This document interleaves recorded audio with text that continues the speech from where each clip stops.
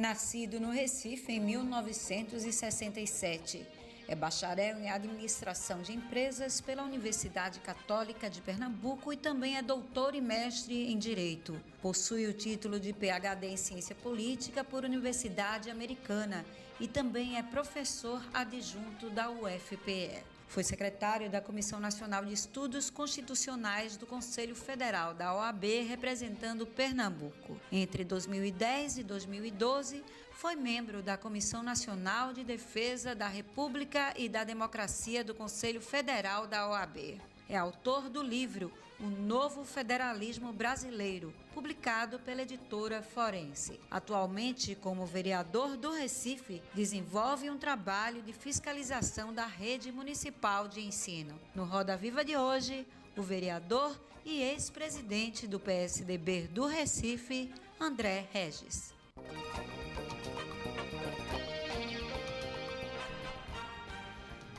Muito bem, boa noite para você, saudações, mais uma vez com o Roda Viva Pernambuco, a gente fala para todo o estado através da TV Nova, TV Cultura, você nos acompanha no canal 22, quem tem Sky acompanha a gente no canal 322, quem tem Vivo também acompanha o Roda Viva pelo canal 322, quem tem NET acompanha o Roda Viva pelo canal 15 e a partir de agora todas as redes sociais também. Você nos acompanha ao vivo e hoje nós vamos conversar com o vereador André Regis. Para compor a nossa bancada, Tassiana Carvalho. Tassiana é jornalista, conosco mais uma vez, né? Não é a primeira, nem a segunda, nem a terceira, né, Tassiana? E não será a última. Com certeza. Obrigado pela atenção. Tassiana, fazendo parte da nossa mesa. Também para conversar conosco o cientista político Arthur Leandro.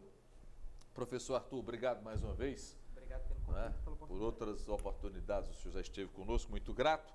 Ângelo Castelo Branco, jornalista também conosco, por outras oportunidades, né, Ângelo? Aliás, Ângelo está com um quadro na Rádio Transamérica intitulado A Política e Suas Histórias. Toda sexta, às 6h20 da manhã. Haja história aí para contar. Obrigado, viu, Ângelo, pela presença mais uma vez. O Wellington Ribeiro conosco pelo blog Ponto de Vista. O Wellington também já esteve conosco em outras oportunidades. Obrigado, Wellington, pela presença. Arthur Cunha. Arthur também blogueiro, jornalista, o blog do Arthur Cunha, conosco também. Já esteve aqui no Roda Viva em outras oportunidades. Vai conversar com o vereador André Regis. Eduardo Bandeira, estimado amigo, jornalista, também conosco essa noite. Obrigado, Bandeira, pela presença. Obrigado, o traço, a brincadeira, a charge, o desenho, a pintura é do cartunista, chargista Ronaldo Câmara. Um abraço, Ronaldo. Obrigado. E boa noite para todos mais uma vez. Vereador André Regis, obrigado pela presença. Bom tê-lo aqui no nosso programa. Boa noite. Satisfação e uma honra, Aldo. Que bom, muito bom. Vai ser uma noite, não é? Bem interessante. Olha, deixa eu começar com a primeira pergunta. O senhor está no PSDB, partido que agora entra no processo de renovação, ao menos é o que o João Dória vem pregando. O estado de Pernambuco precisa se renovar também. O PSDB de Pernambuco, que levou uma solavancada na eleição passada, precisa acordar para Jesus?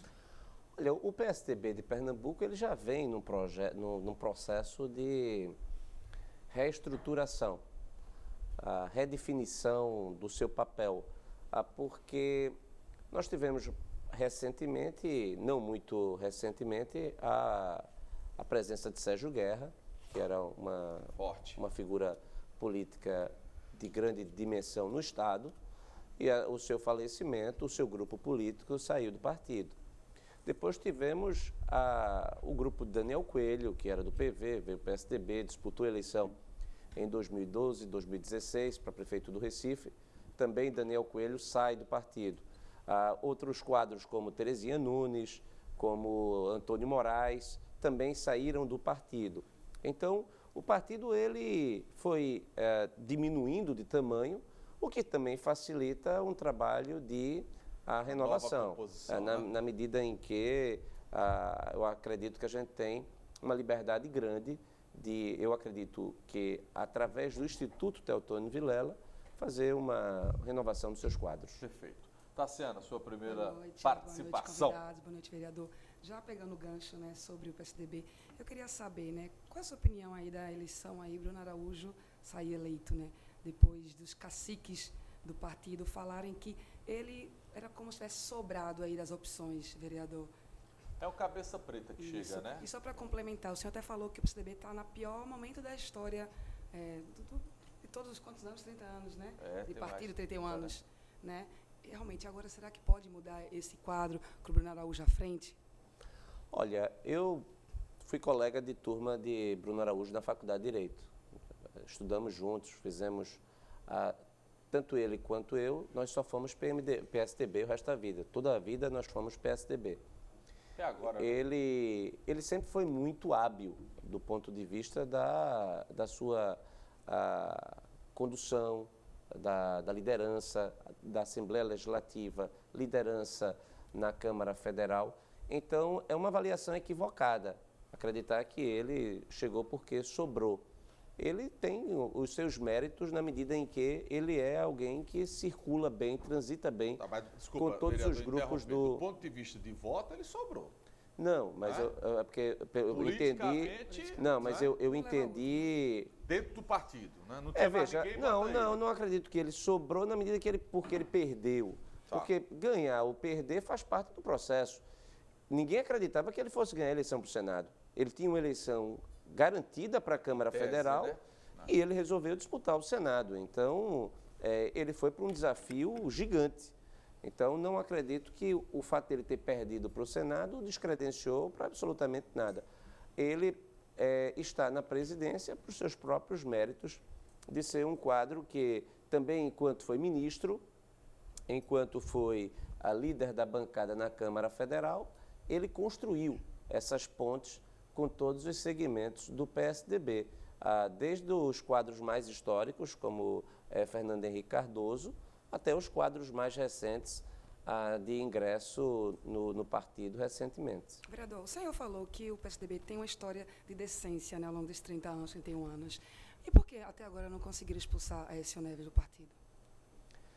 Olha, você falou que estamos no pior momento e você até atribuiu isso ao que eu já disse no passado. Né? E eu já disse isso. No momento de sangria, né? O PSDB, esse resultado tão desastroso da eleição de 2018, não tem outra razão de explicação maior do que a omissão do partido em tomar providências drásticas em relação a Aécio Neves.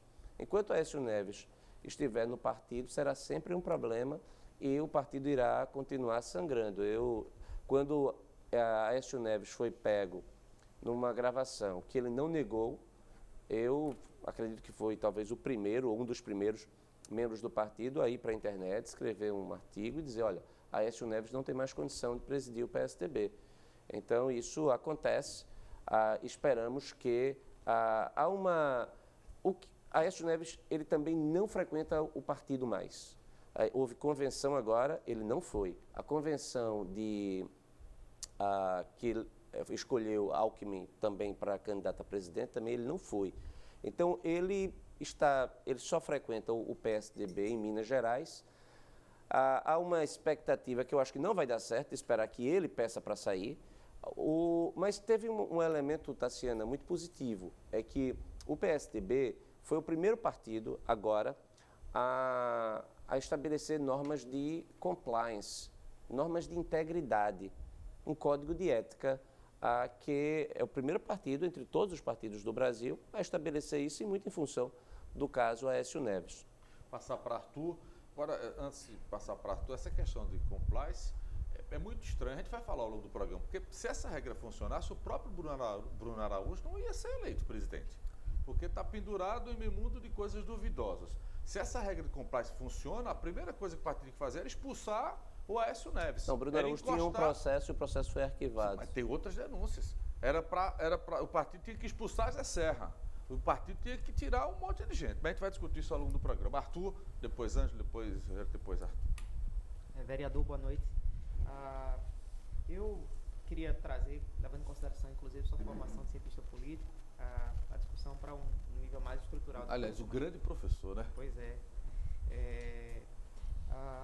Uma publicação que foi muito debatida ano passado, né, que é do Stephen Levitsky, né, que fala exatamente sobre a morte das democracias, né, levanta a hipótese de que a gente vive um momento de ameaça séria, grave à democracia no mundo. Né, e uma das eleições, um dos processos que poderia ilustrar, né, considerando o argumento do autor, seria a eleição de Bolsonaro, porque a ideia é que as democracias elas podem ser minadas por dentro, a partir de processos eleitorais que não são pautados na interlocução dos partidos e das estruturas, mas um tipo de linguagem de ligação direta entre o candidato e a população, por meio de novas mídias, etc.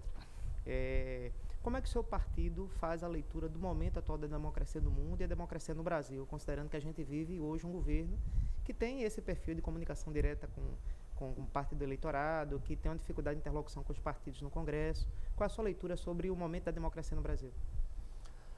Bem, a pergunta é bem complexa. Não poderia ser diferente, É verdade, é uma pergunta que exige fôlego para a resposta, mas inicialmente eu discordo da tese de que as democracias elas estão morrendo. Nós estamos observando uma mudança comportamental muito em função das novas tecnologias. Nós estamos nos adaptando a essa nova realidade. Podemos fazer também a leitura invertida. A eleição de Bolsonaro significa a vitalidade da democracia, porque ninguém esperava que Bolsonaro fosse chegar. Sinceramente, eu estou na política já faz algum tempo. Eu até a facada que Bolsonaro levou, eu não acreditava que Bolsonaro fosse ser presidente. Mas mesmo ele já estava liderando o processo quando Lula foi retirado da disputa. Ele aparece como competidor com a possibilidade de ganhar. A gente já começou a observar, mas algo que ninguém estava vendo antes. E como foi que ele conseguiu essa força toda? Através do WhatsApp. A eleição de Bolsonaro, ela é a eleição do Bolsonaro, não é Facebook, não é Instagram, foi a legião de pessoas que acreditaram na mensagem dele, um perfil de político que contestou o sistema, que era do sistema, mas contestava o sistema, uma mensagem conservadora. Veja, Bolsonaro, onde é que está a vitalidade na vitória de Bolsonaro, em termos de democracia?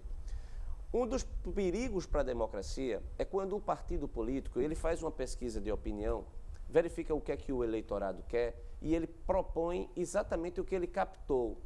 Bolsonaro não fez isso.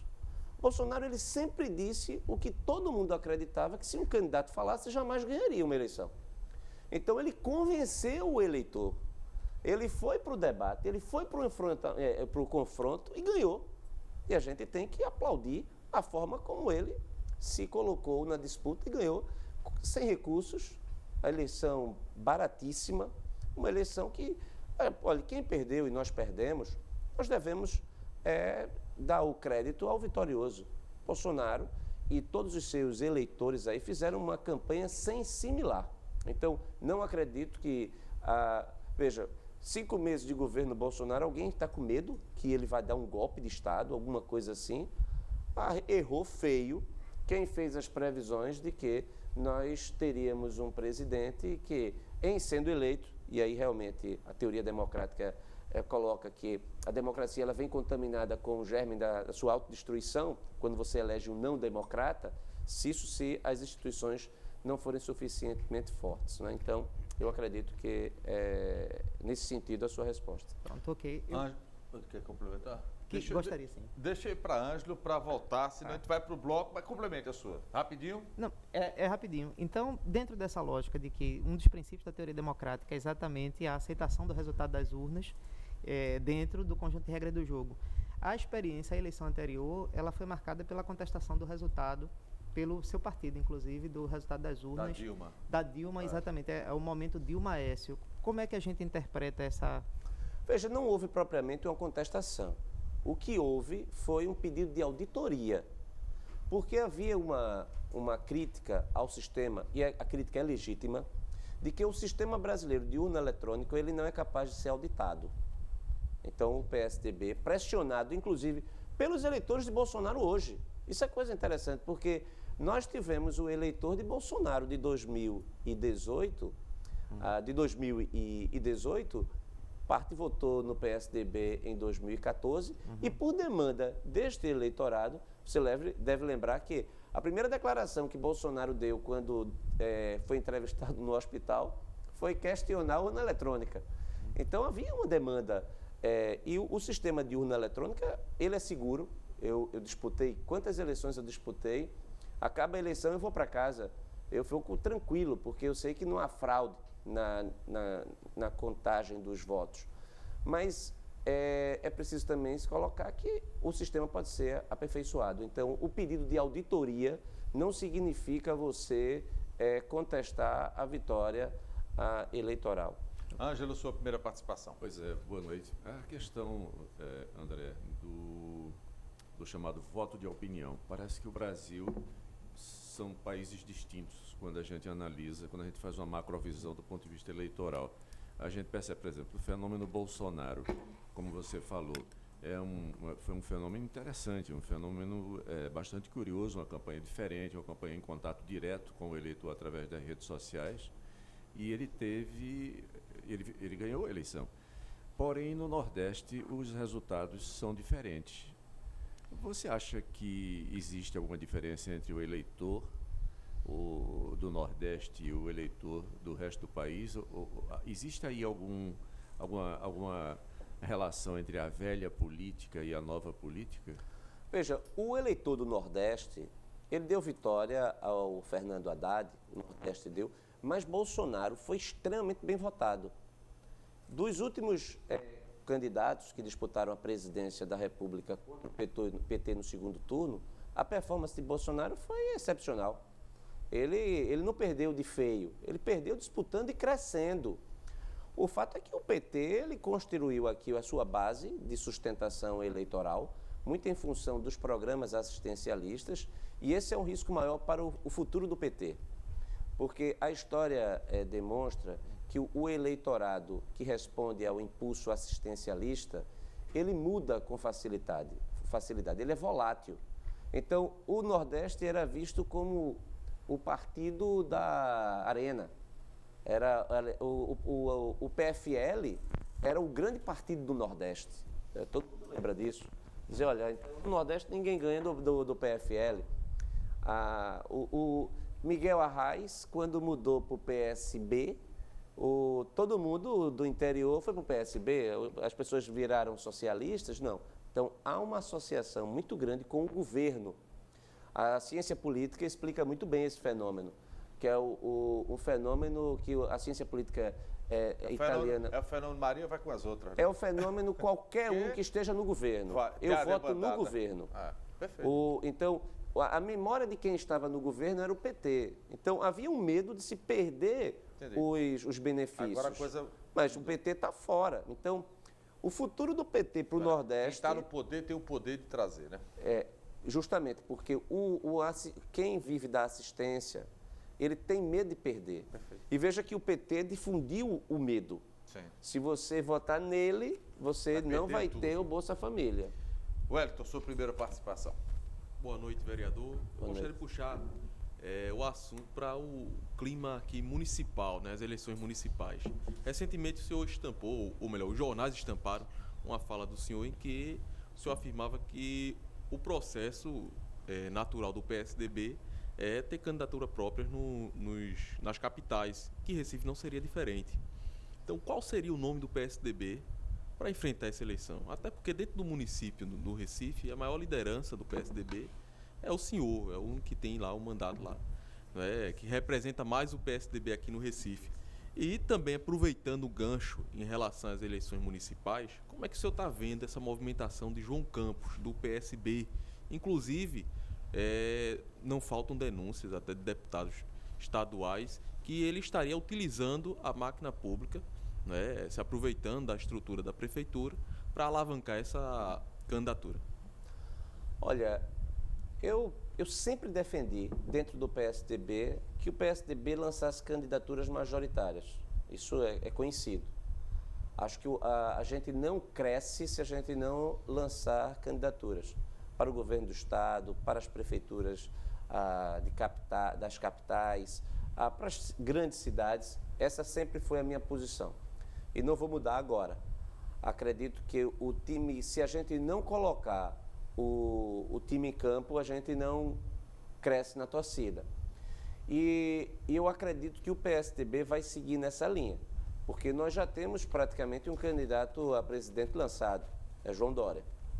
E há uma preocupação, e João Dória é um estrategista, e eu acredito que ele vai impulsionar a sua força dentro do partido agora. Eu acredito que também vai ser a linha que Bruno vai seguir, de colocar, e ontem mesmo no Roda Viva o deputado Bruno Araújo até mencionou isso, ele disse que onde tiver televisão o PSDB vai lançar candidatura, porque precisa fortalecer o partido, precisa defender o que é que nós acreditamos. Então, eu não tenho a menor dúvida que o entendimento será de que o PSDB deverá lançar candidatura. Nomes, a gente tem tempo. Pode ser também, você deve recordar que também mencionando João Dória, o PSDB lançou para prefeito de São Paulo um empresário que nunca tinha disputado uma eleição, que foi o próprio João Dória, hoje governador, e ganhou no primeiro turno. Então, eu também sempre defendi a oxigenação na política. Onde eu vou, eu chamo as pessoas a participarem. Não basta, não é suficiente você somente ficar reclamando. Quem quer dar sua contribuição também deve buscar disputar mandatos. E o partido deve estar aberto para isso e não fechado. Quanto ao deputado João Campos, eu confesso que eu não tenho nenhuma referência sobre o deputado. Eu não sei o que ele pensa, não sei o que é que ele faz, a não ser essas discussões equivocadas que eu tenho acompanhado no sentido da reforma da Previdência, que é algo absolutamente necessário e que o PSB, de forma vergonhosa, tem se colocado contra, exceto alguns quadros como o governador do Espírito Santo, Renato Casagrande, que sabe muito bem a conta para o governo do Espírito Santo não aprovar a reforma da Previdência. Então, jogar para a torcida ou jogar quanto pior, melhor, nesse momento em que a economia brasileira está indo para o espaço, é irresponsabilidade. Vou para Arthur Cunha agora. Vereador, boa noite. Boa noite. O PSDB ele foi governo federal, 2 vezes com o Fernando Henrique, e de lá governou estados importantes, cidades importantes, e hoje o PSDB diminuiu de tamanho. Perdeu cidades importantes, não conseguiu retomar a presidência da República nesses anos todos que tentou. A que é que o senhor atribui isso? O PSDB agora está do tamanho dele, onde é que foi que o PSDB errou? E por que errou tanto? Bem, em primeiro lugar, o PSDB é o partido que mais governa brasileiros. Nós temos a capital de São Paulo, a capital de Porto Alegre, capital de São Paulo, nós temos Porto Alegre, nós temos Belém, Maceió, Porto Velho, nós temos 7 capitais. E nós temos 3 governos do estado, novamente São Paulo, nós temos o Rio Grande do Sul, Mato Grosso do Sul. Então, o PSDB não está tão mal assim como é colocado. Temos 800 prefeitos. O segundo lugar entre prefeitos. O primeiro lugar é o MDB, com 1.200. Você tem uma ideia da disparidade entre o PSDB e os outros? O PT tem 200 prefeitos. O PT só fez o prefeito de Rio Branco, no Acre. Então, nós temos ainda um ativo muito forte. Se você pergunta por que perdemos a eleição, acho que aí houve um erro lá atrás, 2002, o PSDB perdeu porque houve um efeito, veja aí a questão, o Brasil não estava preparado para uma seca no ano de 2001, muito braba, que levou ao racionamento da energia elétrica. O PT vinha numa ascensão, Lula vinha tentando, vinha crescendo, vinha se fortalecendo, construiu bem a sua candidatura e o PSDB, por divisão interna, lançou o candidato errado. Lançou José Serra. Você acha que deveria ser quem? Olha, é muito fácil você olhar de trás para frente, né? Você pegar a história e procurar reconstruir. Eu acho que um candidato associado ao governo Fernando Henrique, podia ser até o Pedro Malan, defendendo o governo, ele acredito que seria melhor para o PSDB, porque mesmo que perdesse, não iria ter perdido com o discurso que foi adotado. José Serra era o candidato e o slogan dele era: a hora da mudança chegou. Isso fez com que até o eleitor do PSDB, que gostava do governo Fernando Henrique, não desse o apoio. Houve também divisão interna. Tasso Gereissati brigou com Serra, foi apoiar Ciro Gomes. Esquecerão Fernando Henrique? E aí ele colocou o Fernando Henrique de lado, o grande erro histórico. Isso fez com que, quando o PT chegasse, a Lula se apropriasse da estrutura que foi construída pelo governo Fernando Henrique. O PT não tem preparo para governar. O PT precisa ter lembrança aqui, todo mundo deve lembrar, o maior programa que o PT tinha quando ganhou a eleição e assumiu era o programa Fome Zero. Era distribuição de alimentos. Pegar o caminhão, encher de alimentos e entregar. O Fome Zero, ele foi esquecido e pegou-se os programas sociais do governo Fernando Henrique e criou-se o Bolsa Família, mas colocando outro nome, aumentando. Os mais maldosos disseram que era o programa Fome Zero e no paralelo funcionava o programa Roube Tudo. Os mais maldosos. Bandeira, vou com sua pergunta para a gente, para André, e depois ir para o intervalo. Boa noite, Aldo. Prazer estar participando pela primeira vez, estreando aqui o Roda Viva Pernambuco. Boa noite, vereador.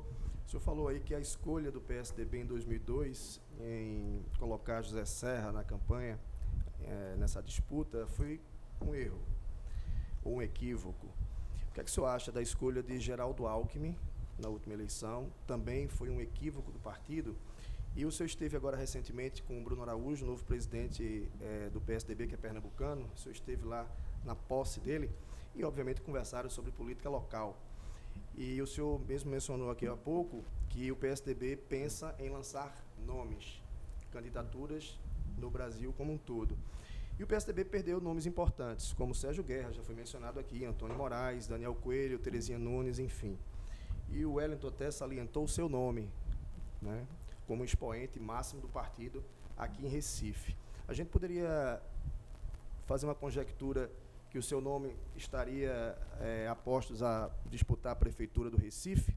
São essas duas perguntas. Olha, é claro que a escolha de Geraldo Alckmin foi a pior possível. Agora, é fácil também, mais uma vez, fazer a análise a posteriori. O Geraldo Alckmin, eu acompanhei a campanha, fiz a campanha para Geraldo Alckmin. Ele parecia que não tinha energia. Ele, ao longo do processo, ele era um candidato que não animava ninguém. Assim, as pessoas, quando eu ia, eu comentava muito com o governador. Vamos combinar que sempre foi assim. Ele é conhecido como água de chuchu. Mas veja... Picolé de chuchu. Picolé de tudo chuchu, bem, né? mas Assim. veja, mas uma pessoa que ganha o governo de São Paulo 3 vezes, é governador 4 vezes, é injusto você achar que ele não tem ativos. Ele tinha ativos. Agora, acredito... Mas São Paulo é um outro eleitor. Eu veja, é diferenciado. Quem fez a do leitura... Brasil. O PSDB já está em São Paulo há 250 Veja, anos. quem fez a leitura correta dentro do partido foi Arthur Vigílio, o prefeito de Manaus, que também é do PSDB. Foi senador. Né? Arthur Vigílio disse, rapaz, não dá para botar Geraldo Alckmin. Se São Paulo não quer que ele seja, ele não consegue crescer em São Paulo, como é que a gente vai colocar? Então, isso foi colocado. Eu acho que foi um equívoco. Por exemplo, eu acho que nós tínhamos quadros, eu acho que dessa nova safra, como Nelson Marquesan, que é prefeito de Porto Alegre, que se tivesse sido candidato, ele iria pegar o eleitor, que é o eleitor de Bolsonaro que vinha crescendo. Marquesan, ele surge nessa onda liberal antes de Bolsonaro. Um quadro combativo, agora veja como é a política. Ele ganhou a prefeitura de Porto Alegre e, ao ganhar a prefeitura de Porto Alegre, ele foi arquivado do ponto de vista de ser uma alternativa do partido para a presidência. Essas alternativas são interessantes. A gente discute no próximo bloco. Tem que ir para o intervalo. Daqui a pouco a gente volta. O vereador André Regis, hoje no Roda Viva Pernambuco.